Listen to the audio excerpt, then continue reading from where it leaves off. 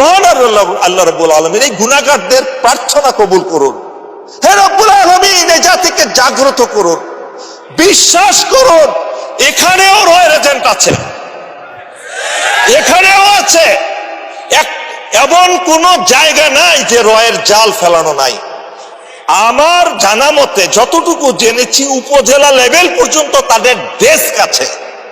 প্রত্যেকটা 560টা উপজেলা আর সিটি কর্পোরেশনের ওয়ার্ড থেকে শুরু করে এরকম 700-800 সেল তারা বসাইছে শুধু গবেষণা করার জন্য।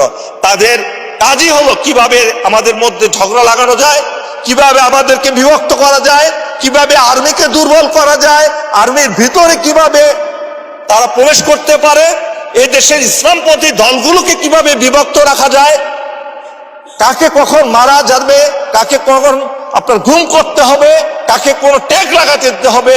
এবং তাদের পত্রিকাও আছে, তাদের মিডিয়াও আছে দেশে।